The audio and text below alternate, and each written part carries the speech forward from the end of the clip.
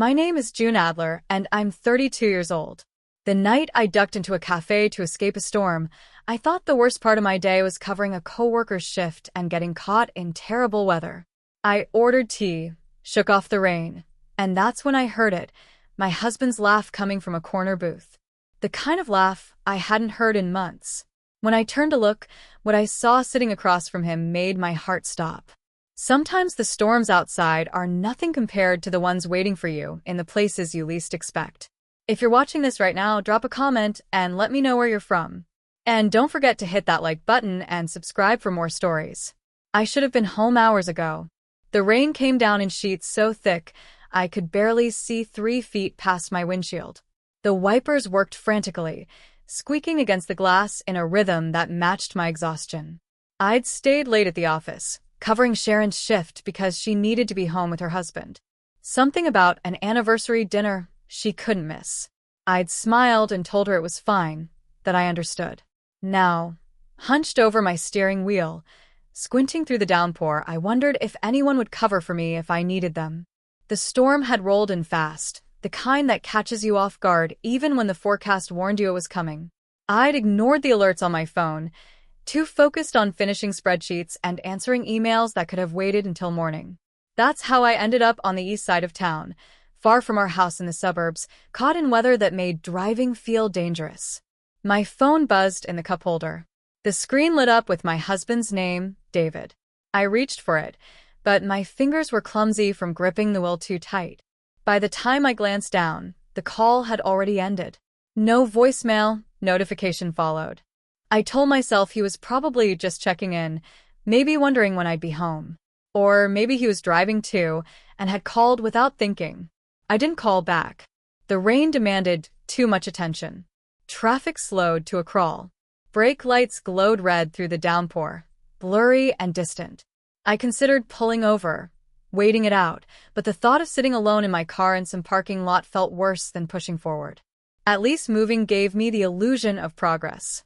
Then I saw it, a small cafe tucked between a bookstore and a dry cleaner. Warm light spilled from its fogged windows, cutting through the gray storm like a beacon. I recognized it immediately, even through the rain. It was the same cafe David and I had stumbled into years ago, back when we first moved to the city. We'd been caught in a summer storm that time, laughing as we ran inside, soaked to the skin. He'd ordered us both coffee we didn't need, and we'd sat by the window watching the rain and talking about everything and nothing. I hadn't thought about that day in years. The memory tugged at something soft inside me, something I'd forgotten was there. Without really deciding, I flicked on my turn signal and pulled into the small parking lot. The cafe looked just as I remembered, modest, unassuming, the kind of place you'd walk past without noticing unless you needed it. I needed it now. Inside, the air was warm and thick with the smell of coffee and something sweet baking in the back. Soft jazz played from hidden speakers, mixing with the low hum of conversation. The cafe wasn't crowded, just a handful of people scattered at small tables, most of them alone with laptops or books. The windows were fogged over completely, blocking out the storm. It felt like stepping into a different world.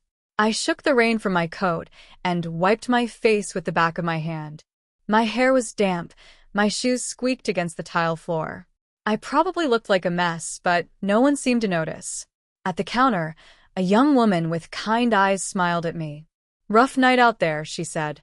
"You have no idea," I replied, managing a tired smile. I ordered tea instead of coffee, something calming, something that wouldn't keep me wired for the drive home. While I waited, I scanned the room for an empty seat. Most of the tables were taken, but there were a few spots near the back. That's when I heard it. A laugh. Low and familiar, the kind that carries across a room without trying. I knew that laugh better than my own. I'd heard it 1,000 times, across dinner tables, in movie theaters, in our living room late at night, when something on TV struck him as funny. My heart stuttered. I told myself I was imagining it, exhaustion playing tricks on me. But then I heard it again, and this time my body reacted before my mind caught up. I turned toward the sound, scanning the cafe more carefully now. And there he was, David, my husband, sitting in a corner booth near the back, partially hidden by the angle of the room. He looked relaxed in a way I hadn't seen in months. His shoulders weren't tense. His jaw wasn't clenched. He wasn't checking his phone or staring off into the middle distance like he did at home. He looked free, unburdened. For a split second, I felt relieved. There he is, I thought. The man I married. The one who used to laugh like that all the time. Then I noticed the woman. She was young. Younger than me by at least 5 years, maybe more. Dark hair pulled into a messy ponytail, wearing an oversized sweater that slipped off one shoulder. She was sitting close to him. Not across from him the way friends sit. Not beside him the way coworkers might. She was on his lap. Not sitting upright, awkwardly perched the way someone might sit as a joke. No. She was curled into him, her legs folded sideways, her body tucked against his chest like it was the most natural thing in the world. Like she belonged there. His arm was around her waist. The world tilted. Sound drained from the cafe. The jazz, the conversation, the hiss of the espresso machine. All of it faded into a muffled hum. My vision tunneled. I could see only them, framed in that corner booth like a photograph I was never supposed to see. I expected anger to hit me first. Or pain. But what came instead was disbelief. A strange, detached confusion, like I was watching someone else's life fall apart instead of my own. This isn't real, I thought. This is a mistake. A misunderstanding. But my hands were shaking. I considered turning around, walking out quietly, pretending I'd never come inside, never seen them. I could go home, crawl into bed, and convince myself it hadn't happened. We could keep living the life we'd built, the one where I didn't ask too many questions and he didn't offer too many answers. But my feet wouldn't move. I stood there, frozen, holding a cup of tea I didn't remember taking from the counter. The heat from the cup seeped through the cardboard sleeve, burning my palms, but I couldn't let go. Then he looked up. Our eyes met across the cafe. For one terrible, endless moment, neither of us moved. His face drained of color. The easy smile he'd been wearing, the one I hadn't seen in so long, vanished instantly, replaced by something raw and terrified. He knew I'd seen everything, and I knew there was no going back. The woman noticed his reaction before she turned. She tilted her head slightly, following his gaze, curiosity flickering across her face. When her eyes landed on me, she didn't flinch, didn't pull away from him. She just studied me, calm and detached, like I was an interruption she hadn't expected but wasn't particularly concerned about. Then she spoke. "Babe, who is that?" Babe. The word landed harder than a slap. It echoed in my head, distorting everything around it. I felt my chest tighten, my breath catch somewhere between my lungs and my throat. David opened his mouth, but nothing came out. I'd never seen him speechless before.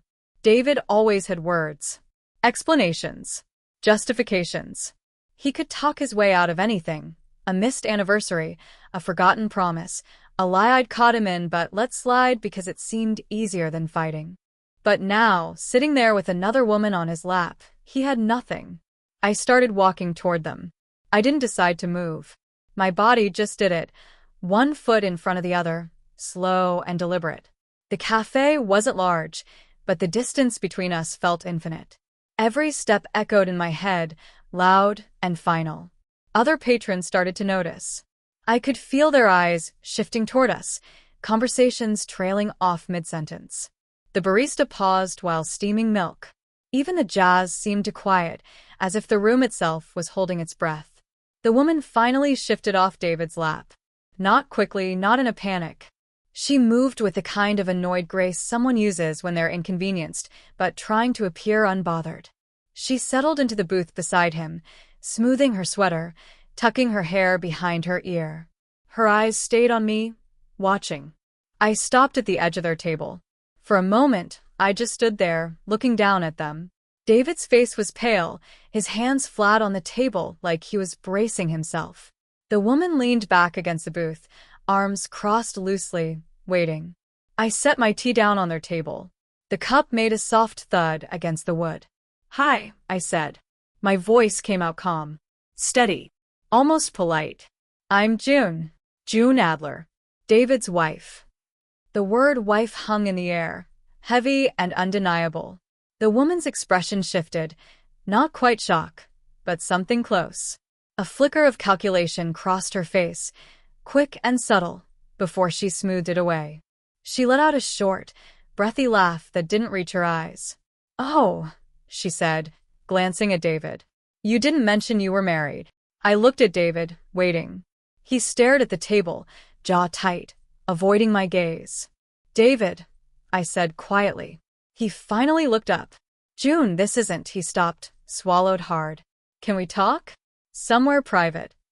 He reached for my arm, his voice dropping to a whisper. Please. "Just let me explain." I pulled my arm back, not harshly, just out of reach. Instead of responding, I did something that surprised even me. I sat down. Right there, across from them, sliding into the booth like I was joining friends for coffee. I folded my hands on the table, looked at them both, and waited. David's eyes widened. "June, what are you?" "I'm sitting," I said simply. "You two looked comfortable." I didn't want to interrupt. The woman shifted uncomfortably now, her confidence cracking just slightly. She glanced at David, then back at me, clearly unsure how to navigate this. The cafe had gone almost completely silent. I could feel everyone watching, pretending not to watch. The storm outside roared louder, rain hammering against the windows, but inside it felt like the air had been sucked out of the room. David leaned forward, his voice low and urgent. "June, please. Not here. Let's go outside and talk." "I'm fine here," I said. The woman shifted again, uncrossing her arms, placing her hands flat on the table like she was preparing to stand. But she didn't. Something kept her there, maybe curiosity, maybe pride. Maybe she wanted to see how this would play out. I looked at her directly for the first time since sitting down. "How long have you two known each other?" I asked. My tone was conversational, almost friendly. She blinked, caught off guard. She glanced at David, who looked like he wanted to disappear. "A few months," she said finally. "How did you meet?" "Through work," she said a little too quickly. "Just casual. Lunch meetings. Nothing serious." "Lunch meetings," I repeated slowly, nodding. "That's nice. David loves a good lunch meeting." David's hands clenched into fists on the table. "June, stop. This isn't fair." "Fair." The word came out sharper than I intended. I took a breath, forcing my voice back to calm. "You're right. This isn't fair." The woman spoke again, her confidence returning slightly, like she thought she'd found her footing. "Look, I don't know what you think you saw, but I saw you sitting on my husband's lap," I said evenly, like it was the most natural thing in the world. She didn't have an answer for that. I turned my attention back to David. "Late meetings," I said. "Business trips. All those evenings you said you were working late." I paused, watching his face. "How many of those were with her?" "June." "How many, David?" He didn't answer. He just looked at me, his expression somewhere between guilt and frustration, like he resented being cornered. The woman let something slip then, almost without realizing it. "He said you two barely talked anymore. That you were living separate lives." I felt the words hit me, sharp and precise. Not because they weren't true, but because they were. At least partially. "Did he?" I said softly, looking at her. "What else did he say?" She hesitated, suddenly aware she'd said too much. "I just meant—" "No, please," I said, my voice still calm. "I'm genuinely curious." "What else did my husband tell you about our marriage?" David stood abruptly, the movement jarring in the tense stillness. "That's enough. June, we're leaving." Now. I didn't move. I just looked up at him, and for the first time, I saw something I'd never seen before. Fear. Not fear of losing me. Not fear of hurting me. Fear of being exposed. I stood slowly, deliberately, keeping my eyes on him. The woman stayed seated, watching us both with wide eyes, her earlier confidence gone completely. "Thank you," I said quietly, looking at her. "I needed to see this." Then I turned and walked toward the door. I made it 3 steps before David caught up to me. June, wait. His hand closed around my arm. Not rough, but desperate. I stopped, not because he asked me to, but because I wanted to hear what he'd say. What excuse he'd crafted in the 10 seconds it took me to cross the cafe. Please, he said, his voice low and urgent. Just listen to me. I turned to face him. Behind him, I could see the woman still sitting in the booth, watching us with an expression I couldn't quite read. The other patrons had given up pretending not to stare. The barista had abandoned her post entirely, standing frozen with a dish rag in her hands. I'm listening, I said. David glanced around, suddenly aware of the audience. Not here. Let's go outside. Or to the car. Somewhere we can actually talk. We can talk right here. June. Say what you need to say, David. He ran a hand through his hair, a gesture I knew meant he was stalling, buying time to construct the right version of events. I'd seen him do it before, on phone calls with clients, during arguments with his brother, anytime he needed to shape a narrative in his favor. It's not what you think, he said finally. I almost laughed. You're going to have to be more specific. Because what I think is that I just walked into a cafe and found my husband with another woman on his lap. So, unless I'm dramatically misunderstanding the definition of an affair. It's not an affair, he said quickly. Too quickly. Then what is it? He opened his mouth. Closed it. Opened it again. It's complicated. Complicated. I repeated flatly. Yes. It's June, I know how it looks, but how long? What? How long has this been going on? He hesitated just a fraction too long. It's not like that. We're friends. That's all. It got a little blurred tonight, but friends don't sit on each other's laps, David. She was upset, he said, his voice taking on a defensive edge. She's going through something difficult, and I was just being there for her. That's what friends do. I stared at him, waiting for more, for something that might make sense. But he just stood there, his jaw set, his eyes pleading with me to accept this paper-thin explanation. You're lying, I said simply. I'm not. You're lying to me right now in front of all these people, and you can't even do it well. His expression shifted, anger flashing across his face before he suppressed it. You're making a scene? I'm making a scene? The words came out louder than I intended, echoing through the cafe. I walked into a cafe to escape a storm, and I found my husband with another woman. But sure, David. I'm the problem here. Keep your voice down. No. He blinked, thrown off. I'd never refused him like that before. Not outright. Not without softening it with an apology or an explanation. I took a step back, putting space between us. I asked you how long. You didn't answer. Because there's nothing to. She knew something about our house, I said, cutting him off. When she was talking, she mentioned something. I paused, the detail clicking into place now that my mind was clearing. She said you barely talked anymore, that you were living separate lives. How would she know that unless you told her? And why would you tell her that unless you were trying to justify something? David's face went carefully blank. That mask he wore when he was backed into a corner. You're reading too much into. Did you tell her why you can't leave me? The question landed like a stone in still water.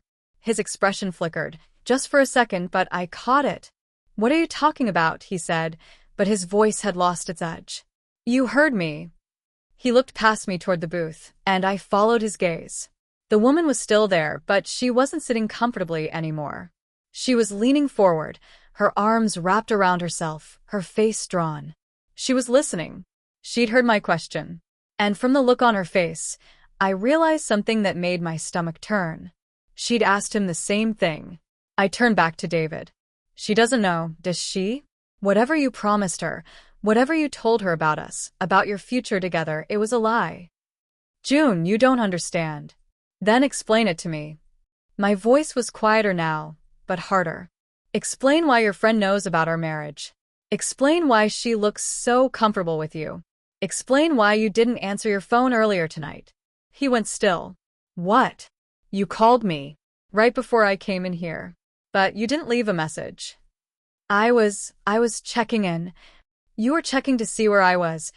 I said, the realization settling cold and heavy in my chest. You wanted to make sure I wasn't nearby. He didn't deny it. He just stood there, caught. I looked at him, really looked at him, and for the first time in our marriage, I didn't recognize the man in front of me. This wasn't the person I'd built a life with. This was someone who'd learned to hide things. Someone who'd gotten good at it. This isn't just tonight, is it? I said softly. June. This isn't new. This has been happening for a while. The late nights. The business trips. The way you've been distant. I thought. I stopped, swallowing the words. I thought it was work. I thought it was stress. It was, he insisted, but his voice was weak. No, I said. It was her. Behind me, I heard movement, the woman standing, footsteps approaching. She stopped beside David, her arms still wrapped around herself, her face pale. I think I should go, she said quietly. I looked at her, and for a moment, I felt something unexpected. Not anger, not even jealousy, just a strange, sad kind of recognition. She was just as lost in this as I was. Maybe more. Did he tell you he loved you? I asked her. She didn't answer, but her eyes filled with tears. Did he tell you he was going to leave me? That it was just a matter of time? Stop it, David said, his voice sharp now. Stop trying to manipulate. I'm not manipulating anyone, I said, still looking at her. I'm asking her a question. Because I think we both deserve to know the truth. The woman's voice came out small and broken. He said things were complicated. That he needed time. Time, I repeated. For what? She looked at David, but he wouldn't meet her eyes. I turned back to him. What were you waiting for, David? What were you trying to figure out? He said nothing. And, in that silence, I understood. This wasn't a spontaneous affair. This wasn't a mistake that spiraled out of control. This was calculated.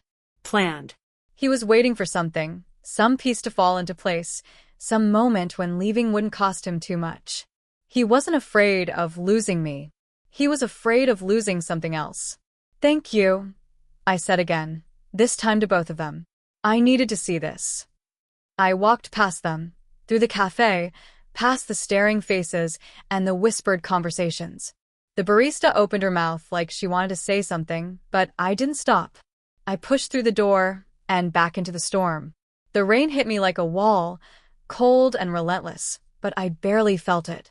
I fumbled for my keys, my hands shaking so badly I dropped them twice before I managed to unlock the car door. I was halfway into the driver's seat when I heard him calling my name. June. June, wait. I didn't turn around. I pulled the door closed and jammed the key into the ignition. But he was faster than I expected. He appeared at my window, knocking on the glass, his hair already soaked, water streaming down his face. Please, he shouted over the storm. Just give me 5 minutes. 5 minutes to explain. I sat there, engine running, hands gripping the steering wheel. Every instinct told me to drive away, to leave him standing there in the rain. But something made me hesitate. Maybe it was the 10 years we'd spent together. Maybe it was the memory of who we used to be. Or maybe I just needed to hear what he'd say when he didn't have an audience. I lowered the window an inch. Explain what? I said, my voice barely audible over the rain. Everything, he said desperately. Just, can I get in? Please? We can talk properly. I can make you understand. Understand what? That you've been cheating on me. It's not. He stopped himself, seemed to recalibrate. Yes. Okay. Yes. I messed up. I know I did. But it's not what you think. She doesn't mean anything to me. I swear. It was a mistake. A stupid mistake. She doesn't mean anything. I repeated, my voice hollow. Does she know that? I don't care what he caught himself again, running a hand over his wet face. I care about you. About us. About saving our marriage. Our marriage. I let out a sound that might have been a laugh. When did you start caring about that? I've always cared. Don't. The word came out sharp. Don't you dare lie to me right now. He pressed his palms against the window, leaning closer. I'm not lying. June, I love you. I know I haven't shown it well, I know I've been distant, but did you ever plan to tell me? The question stopped him cold. What? About her? About whatever this is. Did you ever plan to tell me? Or were you just going to keep doing this until… I stopped, the rest of the sentence catching in my throat. Until what, David? Until she got tired of waiting? Until I found out on my own? Until you figured out which one of us was the better option? It's not like that. Then what is it like? He opened his mouth, but no explanation came. Just the same helpless, trapped expression he'd worn in the cafe. And that's when I understood. He wasn't afraid of losing me. He was afraid of being exposed. Afraid of what would happen when people found out. Afraid of how it would look, what it would cost him. Not emotionally. Practically. You're not sorry you did this, I said quietly, the realization settling over me with a strange calm. You're sorry I found out. That's not true. Get away from my car, David. June, please. Get away from my car. He stared at me through the rain-streaked window, and for a moment, I thought he might refuse. Might stand there arguing until I had no choice but to listen. But then he stepped back. I rolled up the window, put the car in reverse, and pulled out of the parking lot. In my rearview mirror, I saw him standing there, soaked and alone, watching me drive away. I didn't cry. I thought I would. Thought the tears would come the moment I was alone. But they didn't. I just drove, gripping the wheel, staring at the road, feeling nothing but a strange, hollow emptiness. The storm was already starting to ease. The rain lightened to a steady drizzle, and visibility improved. I could see the road clearly now, the headlights cutting through the darkness. I drove on autopilot, not really paying attention to where I was going, just moving forward because stopping felt impossible. Then I remembered something. A detail from months ago. Small at the time, easy to dismiss. David had asked me to sign some papers, something about refinancing the house, updating our insurance. He'd handed me a stack of documents, pointed to the signature lines, and I'd signed without reading them carefully. I trusted him. He handled our finances. That was our arrangement. But now, sitting in my car, hands trembling on the wheel, I wondered what I'd actually signed. I pulled over into an empty parking lot and grabbed my phone. My hands were still shaking, and it took me 3 tries to unlock the screen. I scrolled through my emails, searching for anything David might have sent me. Financial documents. Legal papers. Anything. There, an email from 6 months ago, forwarded to me by accident, he'd said. I'd barely glanced at it at the time, just some attachment with a bunch of legal jargon. I'd saved it, meaning to ask him about it later, but I never did. I opened it now. The document was dense, filled with terms I didn't fully understand. But certain phrases jumped out at me. Beneficiary designation. Asset transfer. Joint account restructuring. My stomach dropped. I kept scrolling through my emails, looking for more. And I found them. Little breadcrumbs I'd ignored because I trusted him. Because I thought we were partners. There were messages with timestamps that didn't line up with things he'd told me. Calendar invitations for meetings that didn't match with deposits in our account. Small inconsistencies that I dismissed as oversights. But now they formed a pattern. A pattern of someone carefully, methodically, preparing for something.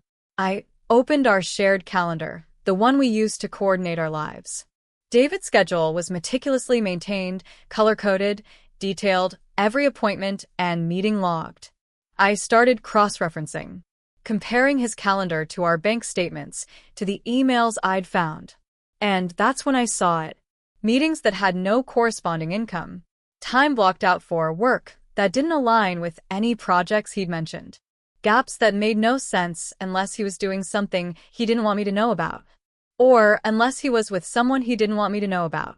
I sat there in my car, rain pattering softly against the roof, and felt something shift inside me. Not anger. Not grief. Clarity. This betrayal was deeper than I'd realized. It wasn't just emotional. It wasn't just physical. It was calculated.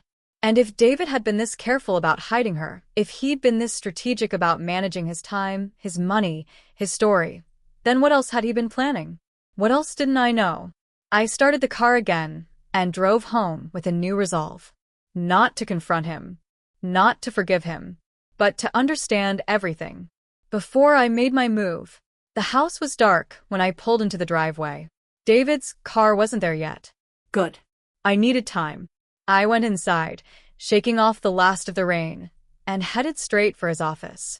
The door was usually closed but not locked. He'd never had a reason to lock it before. I'd never given him a reason not to trust me. The irony wasn't lost on me. I turned on the desk lamp and started searching. Methodically. Carefully. I didn't know exactly what I was looking for, but I knew I'd recognize it when I found it. His desk was organized almost obsessively so. Pens in a holder. Papers stacked neatly in trays. His laptop closed and centered on the desk mat. I tried opening the laptop. Password protected. The password we'd always shared didn't work anymore. He'd changed it. When? I moved to the filing cabinet. Pulled open the top drawer. Bills, receipts, tax documents, all organized by date. Nothing unusual. Second drawer. Insurance papers, mortgage documents, investment statements. I pulled them out, scanning each one, looking for anything that seemed off.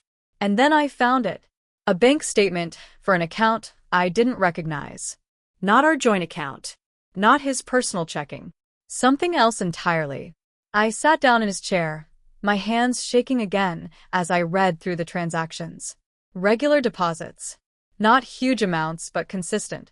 And withdrawals, some to pay for things I recognized, others to places and services I didn't. My heart pounded as I kept searching. There were more documents, tucked into a folder at the back of the drawer. Legal papers. Some with my signature. The ones I'd signed without reading carefully. Others without. I felt sick.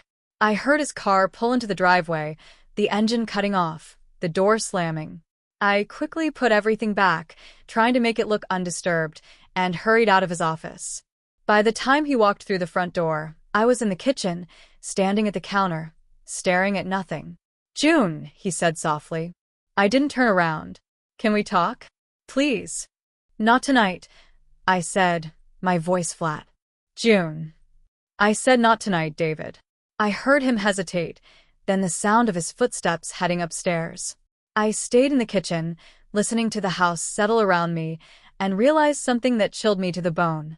The woman in the cafe wasn't just an affair. She was part of something bigger. Something I was only beginning to understand. I didn't sleep that night. I lay in bed listening to David's breathing in a room down the hall. He'd retreated to the guest room without argument, and stared at the ceiling, my mind racing through everything I'd found. The bank account, the legal documents, the passwords that had been changed, the calendar entries that didn't align with reality. When dawn finally broke, pale light filtering through the curtains, I got up and went back to his office. I needed to be systematic about this. Careful. If David had been hiding things for months, maybe longer, then I needed to understand the full scope before I did anything. I started with the filing cabinet again, this time pulling out every document and photographing it with my phone. Bank statements, investment papers, insurance policies. I didn't know what half of it meant, but I could learn. I could figure it out. In the bottom drawer, tucked behind a stack of old tax returns, I found a folder I'd missed the night before. Inside were copies of emails printed out, which seemed strange in itself. Who prints emails anymore unless they're trying to keep them separate from a digital trail? I skimmed through them quickly, my heart rate picking up with each page. They were between David and someone named Marcus. The emails were vague, carefully worded, but the subtext was clear. They were discussing assets, timing, restructuring that needed to happen before certain changes took effect. One email made my blood run cold. Make sure everything's transferred before she notices. The window is narrower than we thought. She. Me. I took photos of everything and put it all back exactly as I'd found it. In our shared home office, the one we both used, I found more clues. David had reorganized a drawer recently. I could tell because items that used to be on the left were now on the right. Small things. A stapler. Sticky notes. But also a flash drive that I didn't recognize. I plugged it into my laptop. Password protected. Of course. I tried our anniversary. Our birthdays. Nothing worked. I'd have to find another way to access it, but just knowing it existed told me something important. David was keeping secrets in our own home, right under my nose. I checked our shared calendar again, this time going back months. I started making notes. Every meeting, every blocked time, every work event he'd attended. Then I cross-referenced it with our bank statements and credit card bills. The pattern became clearer. There were expenses that didn't match his calendar. Dinners at restaurants he'd never mentioned. Hotel charges in the city when he'd supposedly been at the office. Gas station purchases in neighborhoods we never visited. And then I noticed something else. Our joint savings account, the one we'd been building together for years, had been steadily decreasing. Not dramatically. Just small transfers, a few $100s at a time, spread out over months. Easy to miss if you weren't looking carefully. I pulled up the transaction history and traced where the money had gone. Into that account I'd found the statement for. The one that was only in David's name. He'd been siphoning our money. Our money. The savings we'd built together, that I'd contributed to every month for my salary, that we talked about using for a down payment on a bigger house someday. He'd been moving it piece by piece into an account I didn't have access to. I sat back in the chair, my hands trembling with rage I couldn't quite express. This wasn't just an affair. This was theft. Betrayal on multiple levels. I forced myself to keep going, to stay focused. I called my bank and asked about the joint savings account. The representative confirmed what I already knew. There had been multiple transfers over the past 8 months, all authorized by David, who had equal access to the account. Can you tell me if there are any scheduled future transfers? I asked, trying to keep my voice steady. Let me check. A pause. Yes, actually. There's a large transfer scheduled for next month, December 15th. It looks like it's set to move nearly everything remaining in the account. My birthday. He'd scheduled it for my birthday. I thanked the representative and hung up, feeling sick. I needed more information. I needed to understand the full picture. So, I did something I'd never done before. I reached out to someone who might have seen David with her before. My friend Rachel worked downtown, in the same area where David's office was located. We'd been close in college, but life had pulled us in different directions. We still texted occasionally, sent birthday wishes, but we hadn't really talked in months. I kept it casual. Asked if she wanted to grab lunch. Said I was in the neighborhood, and thought it would be nice to catch up.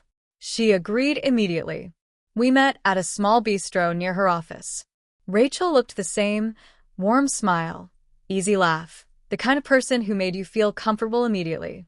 It's so good to see you, she said, hugging me. It's been way too long. We ordered, made small talk about work and life. I waited until we'd been there for a while, until the conversation felt natural and relaxed, before I brought it up. Random question, I said, trying to sound casual. Have you ever seen David around here? I know his office isn't far from yours. Oh, yeah, actually, Rachel said, nodding. I've run into him a few times, usually at that coffee place on 5th Street. My heart started pounding, but I kept my expression neutral. Really? He never mentioned seeing you. Well, he's usually pretty focused when I see him. You know David. Always in work mode. Was he alone? I asked, then quickly added, I just mean I know he has lunch meetings sometimes. Clients and stuff. Rachel hesitated, and I saw something flicker across her face. Uncertainty. Maybe discomfort. Actually, she said slowly, the last couple times I saw him, he was with someone. A woman. I figured it was a coworker or something. What did she look like? Rachel's expression shifted.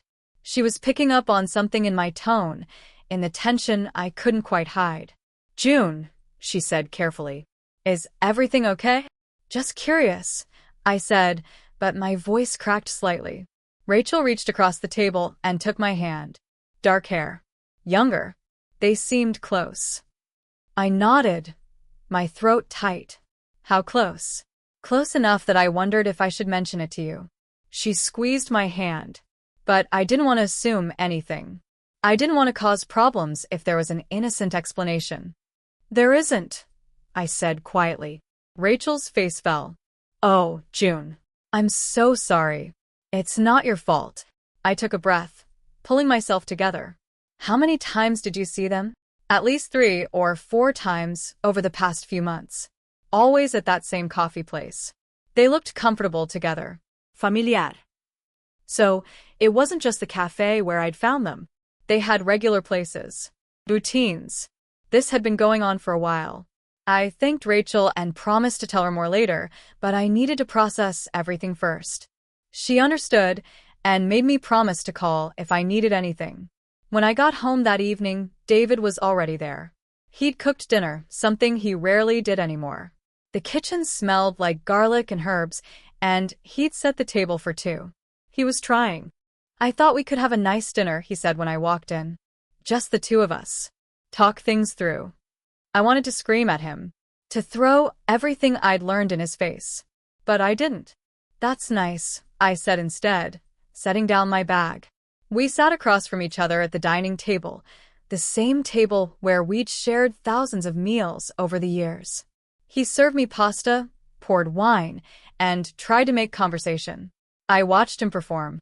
That's what it was. A performance. Every smile carefully calibrated. Every question designed to sound concerned without actually addressing what had happened. He didn't mention the cafe. Didn't mention her. Just talked about work, asked about my day, acted like everything was normal. And I realized something that made my skin crawl. He was good at this. Really good. This wasn't the first time he'd lied to me. It was just the first time I'd caught him. How many other times had he sat across from me like this, performing concern, performing love, while hiding things I didn't even know to look for? June, he said softly, reaching across the table for my hand. I know things have been difficult lately, but I want to fix this. I want us to get back to how we used to be. I looked at his hand covering mine, felt the weight of his wedding ring against my skin. How we used to be, I repeated. When was that exactly? He blinked, thrown by the question. Before things got complicated. Complicated, I said. Is that what we're calling it? I just mean, he stopped, recalibrating. I know I've made mistakes, but I love you. That hasn't changed. I pulled my hand away gently. What's her name? What? The woman in the cafe. What's her name? His jaw tightened. That's not important. It is to me. June, I don't think. Her name, David. He stared at me for a long moment, and I could see him weighing his options. Finally, he said, Melissa. Melissa. Now she had a name. Now she was real in a way she hadn't been before. How long have you known her? June. How long? 9 months, he said quietly. 9 months. Almost a year. A year of lies. A year of him coming home to me while building something else with someone else. And you love her, I said. Not a question. No. I told you she doesn't. Don't lie to me anymore, David. Please. Just this once, don't lie. He looked down at his plate, his jaw working like he was chewing through words he didn't want to say. It's complicated, he said again. That phrase. That escape hatch he kept crawling through. I stood up from the table. I'm not hungry. June, please. Thank you for dinner, I said. But I think I need some space. I left him sitting there and went upstairs to our bedroom. Our bedroom. It didn't feel like ours anymore. It felt like a stage where we'd both been playing roles we'd forgotten were fake. That night, lying in bed alone, I made a decision. I wasn't going to confront him with everything I knew. Not yet. Because there was still one more piece I needed to understand. Melissa knew things about our finances. Things she shouldn't know unless David had told her. Which meant she wasn't just the other woman. She was part of whatever David was planning. And I needed to know what that plan was.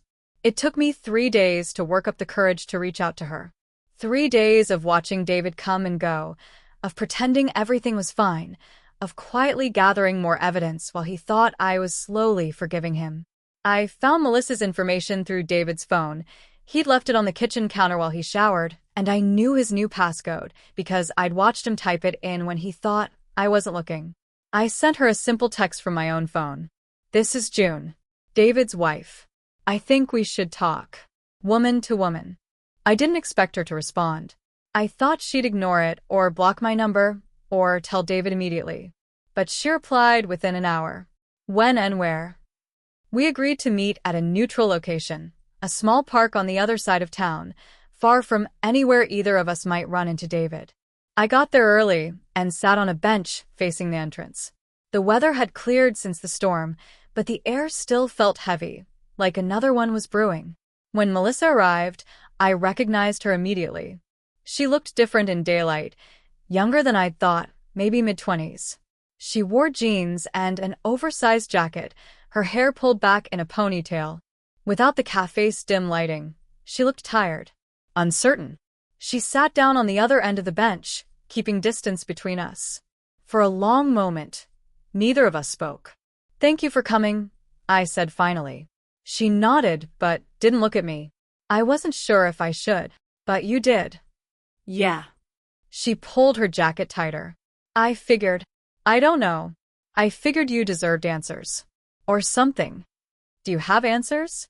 I asked. She finally looked at me then, her eyes searching my face. Some. Maybe not the ones you want. Tell me what you know, I said. Please. Melissa took a breath. David told me your marriage was over. That you two were together in name only, living separate lives, just waiting for the right time to make it official. And you believed him. Yes. She said it simply, without defensiveness. He was convincing. He said you both knew it was over, but it was complicated because of finances and family, and I don't know. It sounded reasonable. People stay in dead marriages all the time. Our marriage isn't dead, I said quietly. I know that now. We sat in silence for a moment. A jogger passed by. A dog barked somewhere in the distance. How did you meet? I asked. At a conference. Some business thing downtown. He was charming. Funny. We started talking and it just happened. She paused. He asked for my number. I gave it to him. We started having lunch together. Coffee. It was casual at first. Then it became more. When did it become more? Around 6 months ago, she said. That's when he told me about you. About the marriage situation. 6 months. He'd waited 3 months to tell her I existed. 3 months of letting her believe he was available, free, hers. What else did he tell you? I asked. Melissa hesitated, picking at a loose thread on her jacket. He said you two had separate finances mostly. That you were planning to separate quietly. That he just needed to get some things in order first. My stomach dropped. What things? I don't know exactly. Legal stuff. Financial stuff. He made it sound like he was protecting you somehow. Making sure everything was fair before you went your separate ways. Protecting me, I repeated, my voice hollow. That's what he said. Melissa looked at me now, and I saw genuine confusion in her eyes.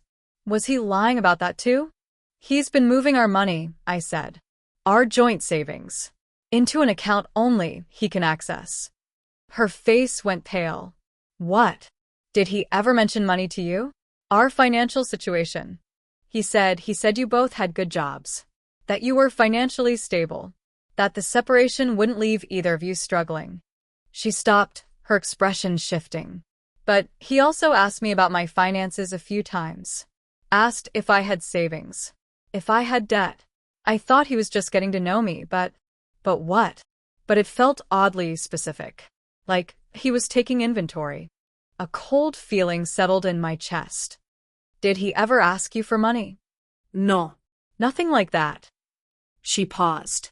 But he did suggest I put some money aside. Said it was smart to have an emergency fund that no one else knew about. I thought he was giving me financial advice. When did he suggest that? About 2 months ago. 2 months.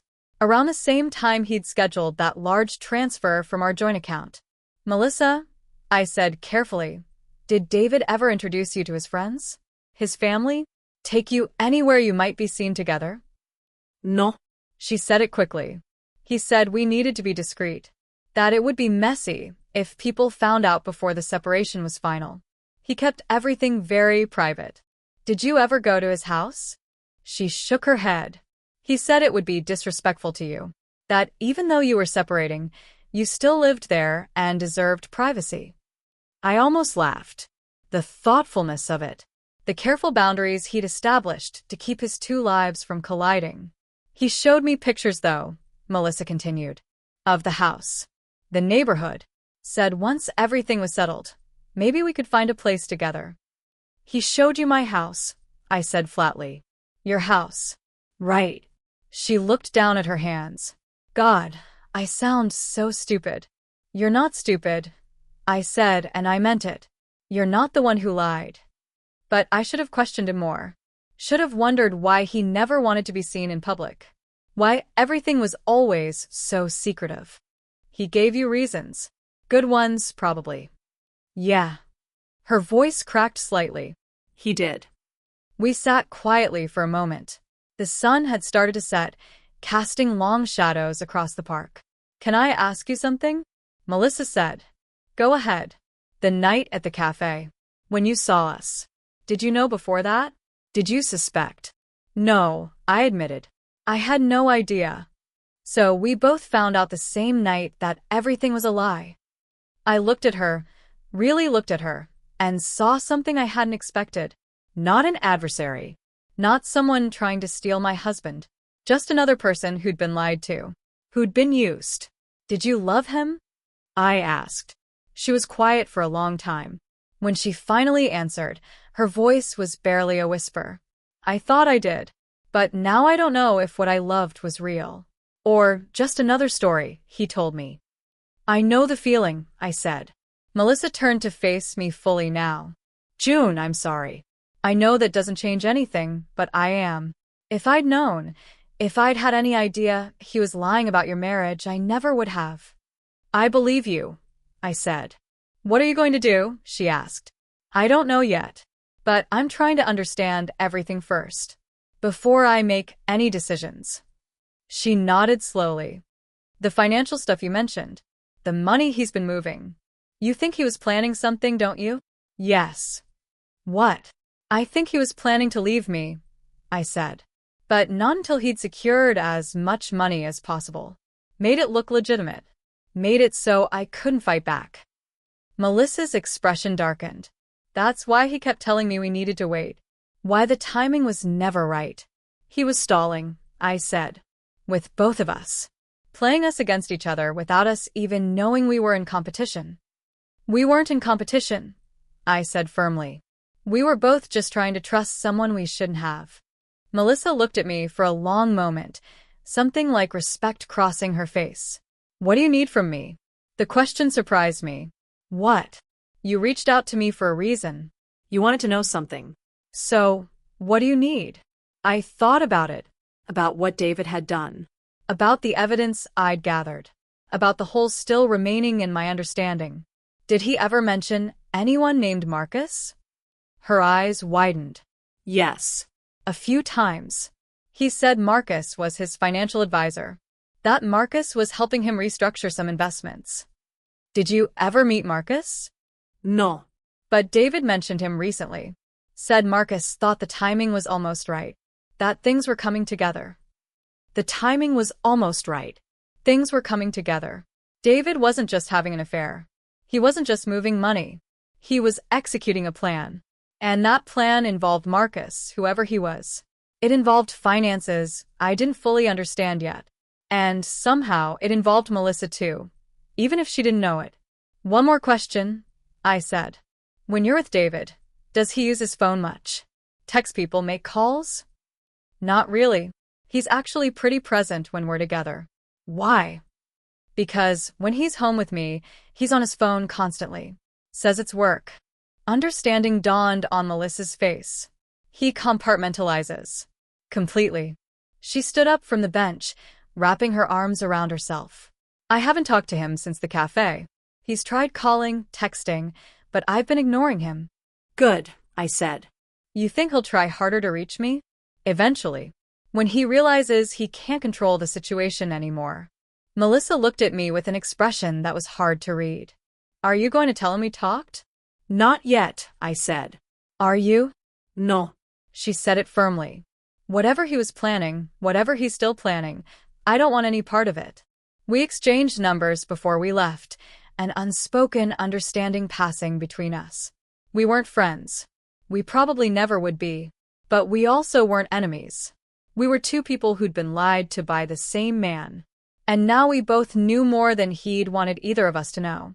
I waited one more week before confronting David. 1 week of watching him play the devoted husband, of enduring his attempts at romance, his careful apologies, his performances of regret. 1 week of documenting everything, printing out bank statements, copying emails, organizing dates and transactions into a timeline that told the story David didn't want told.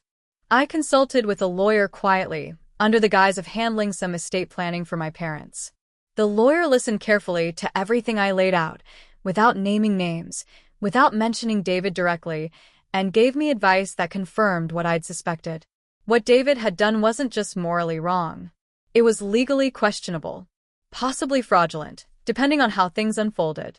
The lawyer gave me steps to take, protections to put in place. I followed every instruction carefully.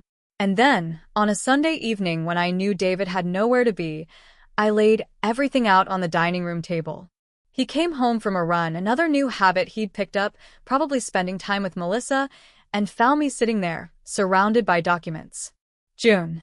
He stopped in the doorway, confusion crossing his face. What's all this? Sit down, David. Something in my tone made him freeze. Made him actually look at what was on the table. I watched the color drain from his face as he recognized what he was seeing. Where did you get? Seat. Down. He sat, his eyes darting across the papers, his mind clearly racing to construct a defense. I didn't give him time to build one.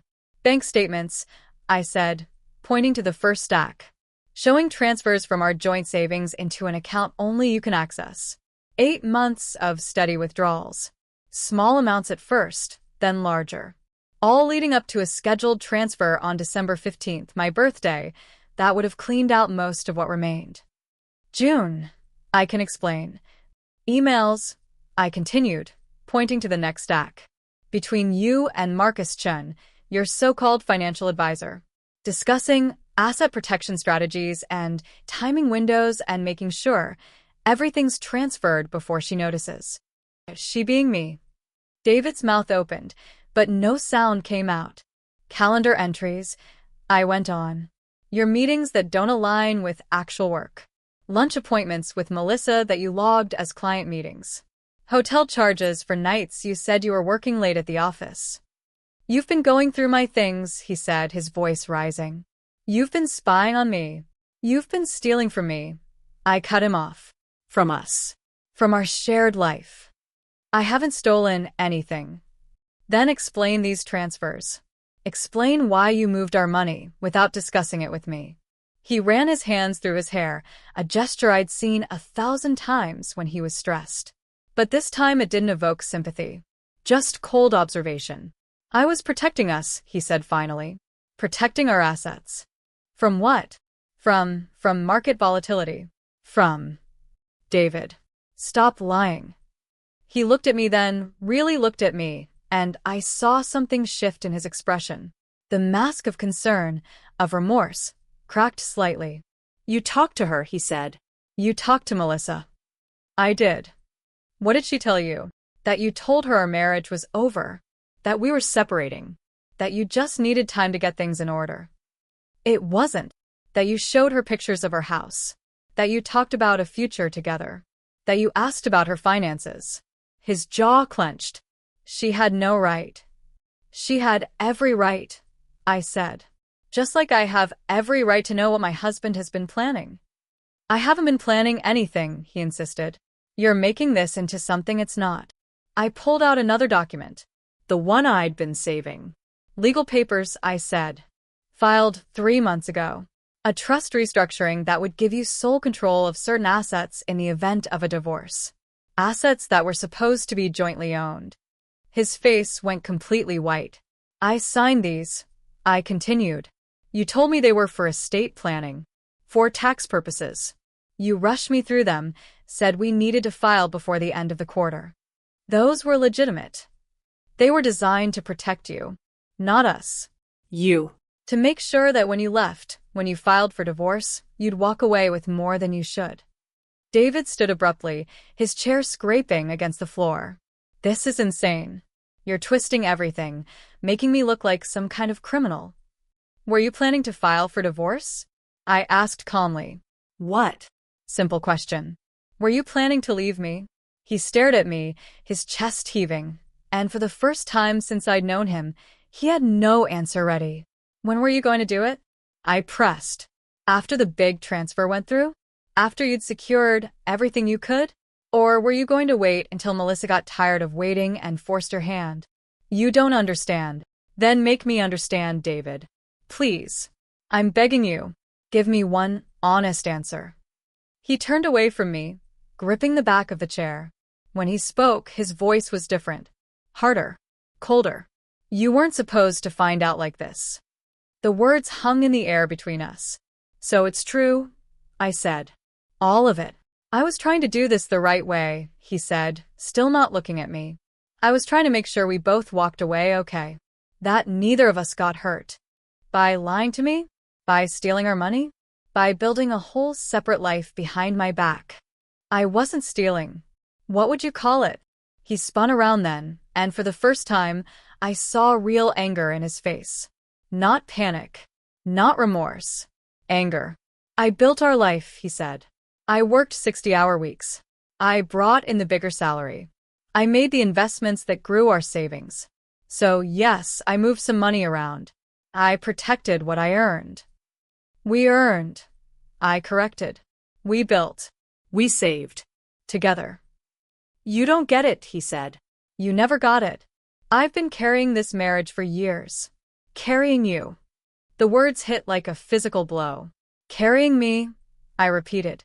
I didn't mean. No, say it. Say what you really think. He looked at me, and something ugly passed across his face. Fine. You want honesty? I've been unhappy for a long time. I stayed because it was easier than leaving. Because I didn't want to be the bad guy. But then I met Melissa, and she made me remember what it felt like to actually want to be with someone. So you decided to leave, I said. But not until you'd taken everything you could. I wasn't taking everything. I was taking what I deserved. By lying to both of us. By manipulating our finances. By filing legal documents under false pretenses. It's called protecting my interests, he shot back. People do it every day. People don't betray their partners every day. Don't they? He laughed, a harsh sound. June, wake up. Half the couples we know are miserable. They just hide it better than most. So that makes it okay? It makes it realistic. I stood up then, gathering the papers in front of me. You're right about one thing. I was naive. I trusted you completely. I never questioned anything, because I thought we were partners. We were. We weren't. A partnership requires honesty. Trust. You've been planning an exit strategy for months, while pretending everything was fine. I was trying to minimize damage. You were trying to minimize consequences, I said. For yourself. I walked toward him, and he actually took a step back. Here's what's going to happen, I said quietly. I've already frozen our joint accounts. I've filed legal paperwork protecting my share of our assets. I've documented everything you've done. Every transfer, every lie. His eyes widened. You can't. I already have. I spoke with a lawyer. Multiple lawyers, actually. They were very interested in the papers you had me sign. In the transfers you made, without disclosure. In the patterns that suggest financial fraud. It wasn't fraud.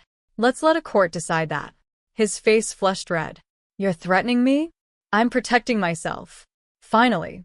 This is ridiculous. June, you're overreacting. We can still fix this. We can work this out. No, I said simply. We can't. What about Melissa? He demanded. You think she's innocent in all this? She knew I was married. She was told our marriage was over. She was lied to, just like I was. So you're defending her now? I'm stating facts. You're the one who lied. To both of us. David's expression twisted into something I'd never seen before. Pure defensive rage. You think you're so perfect, he said. So blameless? You're cold, June. You've been cold for years. Distant. I was lonely in my own marriage. Then you should have talked to me. We could have gone to counseling. We could have tried to fix things. I didn't want to fix things, he said. I wanted out. The words settled between us, final and irreversible. Then you're out, I said. Pack your things. I want you gone by tonight. This is my house, too. Actually, it's in my name. Another thing you didn't know because you were so busy planning your exit that you forgot to check some basic facts. That stopped him cold. What? My parents helped with the down payment. The house is titled in my name. You're living in my house, David. I watched him process this, watched the calculations running behind his eyes as he realized his careful plan had holes he hadn't accounted for. You can't just kick me out. I can. I have. The locks will be changed tomorrow. June. I held up a hand. One sentence, David. You get one more sentence. Choose it carefully. He stared at me, breathing hard, and I saw him cycle through options. Anger. Pleading. Justification. But something in my expression must have told him it was over. When he finally spoke, his voice was flat. Defeated. You'll regret this. No, I said. I really won't. I walked past him, leaving him standing alone with all the evidence of his betrayal spread across our dining room table. Within an hour, I heard him moving around upstairs, packing. When he finally left, suitcase in hand, he paused at the door. I'll call you, he said. When you've calmed down. When you can think clearly. I didn't respond. Just watched him walk out, get in his car, and drive away. The house felt empty after he left. But not in a bad way. In a clean way. Like something toxic had been removed, and now I could finally breathe. 3 weeks later, I found myself sitting in the same cafe, where everything had changed. The storm had long since passed, leaving behind clear skies and crisp winter air. Sunlight streamed through the windows, warm and golden, transforming the space into something completely different from the shadowy refuge I'd stumbled into that rainy night. I ordered the same tea I'd ordered before. Found a table near the window instead of the corner booth where I'd found David and Melissa. That booth was occupied by a young couple now, laughing over their phones, completely unaware of the drama that had unfolded in that same spot weeks earlier. Life moved on. Spaces held memories, but didn't stay frozen in them. I pulled out my laptop and opened the document I'd been working on, financial planning spreadsheets, apartment listings, a budget that was tighter than what I was used to, but entirely mine. The divorce was proceeding. David had hired a lawyer who'd tried every angle to dispute my claims, but the evidence was overwhelming. The transfers, the hidden account, the legal documents filed under false pretenses, it all painted a clear picture. David had been furious at first, making threats, sending long emails explaining how I'd misunderstood everything. But as the legal process ground forward and his lawyer spelled out exactly how much trouble he was in, the tone of his messages changed. The last one I'd received, just yesterday, was almost pitiable. June, can we please talk? I made mistakes, but I never wanted to hurt you. I still care about you. Can't we find a way to work this out? I deleted it without responding. The cafe door opened, and I looked up instinctively. A woman walked in, dark hair, oversized jacket, and for a second my heart jumped. But it wasn't Melissa, just someone who reminded me of her. I hadn't heard from Melissa since our conversation in the park. I'd thought about reaching out, checking in, but decided against it. We'd given each other what we needed: truth, clarity, validation that we weren't crazy for feeling betrayed. Anything more felt unnecessary. I hoped she was doing okay. Hoped she'd learned the same lessons I had about trust and self-protection and not letting anyone else write your story for you. My phone buzzed. A text from Rachel. Coffee this week? Want to hear how you're doing? I smiled and typed back. Yes. This time I'll tell you everything. Over the past 3 weeks, I'd been learning things about myself I'd forgotten. I was stronger than I'd thought. More capable. I'd spent so many years deferring to David, letting him handle finances and major decisions, that I'd convinced myself I needed him for those things. But I didn't. I'd frozen accounts, filed legal paperwork, consulted lawyers, and restructured my entire financial life without his input. And I'd done it well. The house was mine now, truly mine, though I was considering selling it. Too many memories. Too many rooms that echoed with conversations that turned out to be lies. I'd been looking at apartments downtown. Smaller spaces. Places where I could start fresh. Build something new that was just mine. My parents had been supportive in their own careful way. They'd never particularly liked David, I'd realized. They'd just been too polite to say anything. "We trust your judgment," they'd always said when I'd asked their opinion of him. Now my mom said things like, "You deserve someone who doesn't make you question your own reality." And my dad, blunt as always, had simply said, "Good riddance." Work had been a refuge. My colleagues knew something had happened. I'd been distracted, taking phone calls from lawyers, leaving early for meetings that had nothing to do with our projects. But they'd been kind about it, covering for me the way I'd covered for Sharon that night. The night that had changed everything.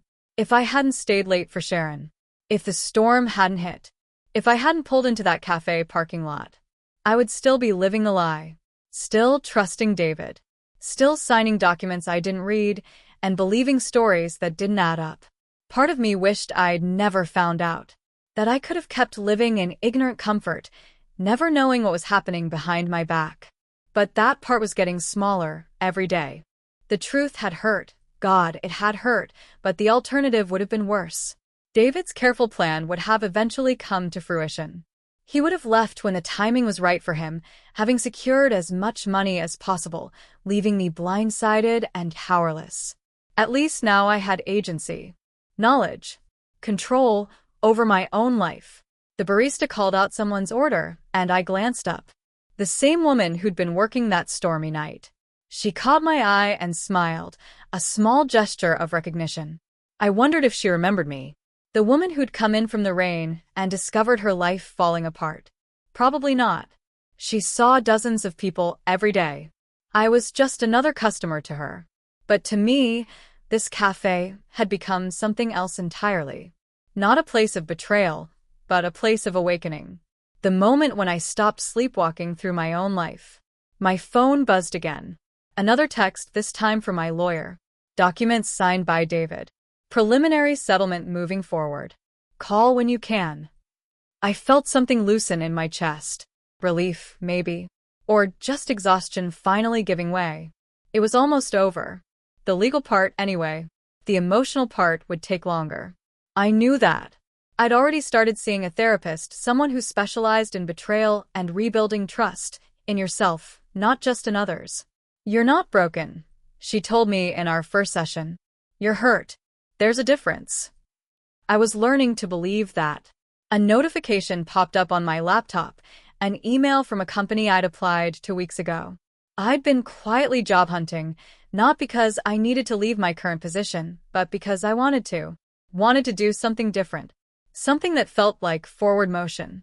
I opened the email. "We'd like to schedule an interview." I smiled. Actually smiled. A real one that reached my eyes and felt genuine. Progress. Small but real. I spent another hour in the cafe, working on my laptop, sipping tea that had gone lukewarm, watching people come and go. A mother with a toddler. An elderly couple sharing a pastry. A group of college students studying for exams. All of them living their own complicated lives. All of them carrying their own stories. I wondered how many of them had ever had a moment like mine. A moment when everything they thought they knew shattered and reassembled into something completely different. Probably more than I realized. When I finally packed up to leave, I took one last look around the cafe. The corner booth where I'd found David and Melissa was empty now. The afternoon light slanted through the windows, turning the space warm and golden. It was just a cafe. Just a place where people came for coffee and comfort and refuge from the storm. But it was also the place where my life had split into before and after. I walked out into the crisp winter afternoon. The air was cold but clean, the sky clear and endless. I pulled my coat tighter and started walking toward my car. My phone buzzed one more time. I pulled it out, expecting another text from Rachel or my lawyer. But it was from David. Please, June. Can we just talk?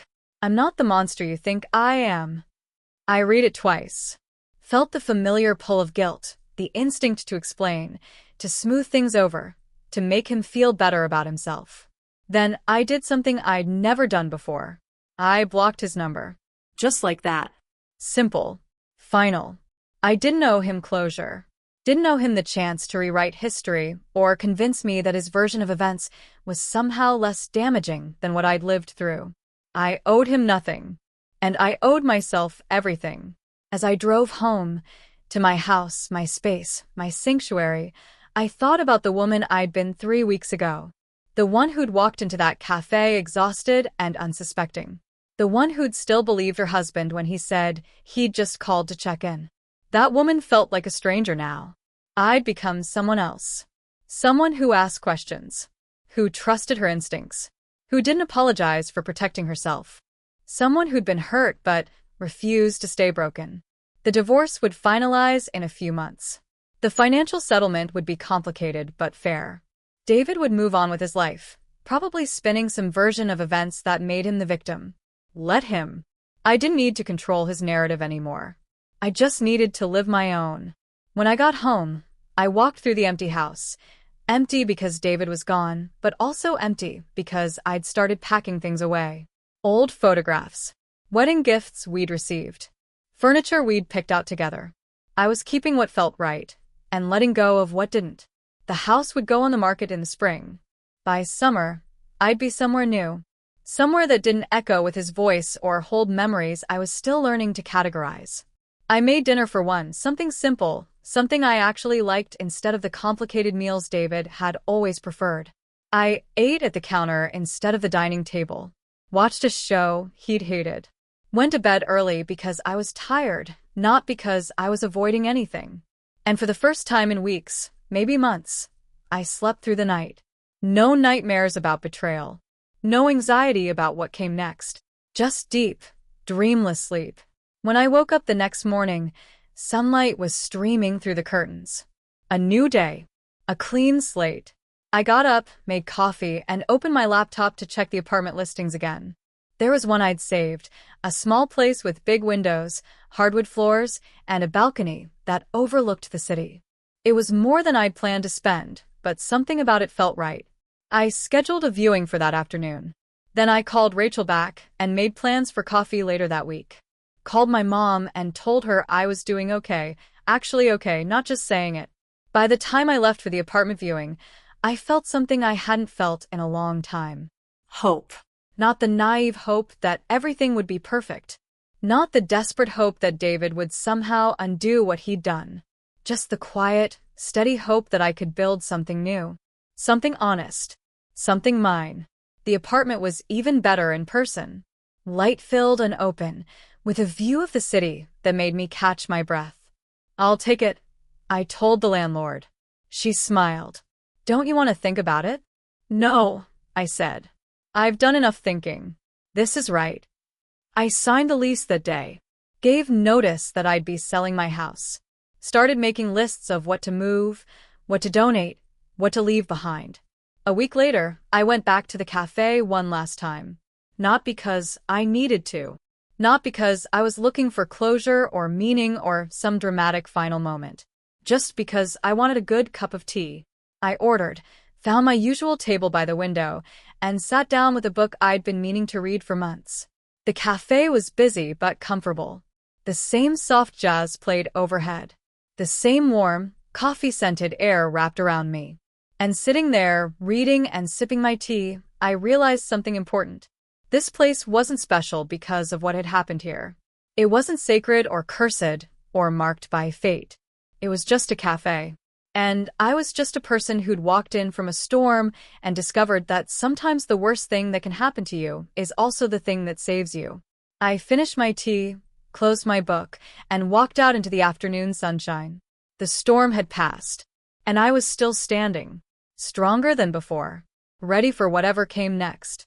If someone you trusted completely was hiding something this big, would you want to know? even if the truth destroyed everything you thought you had? Like this video and subscribe for more stories about the difficult choices that change our lives forever.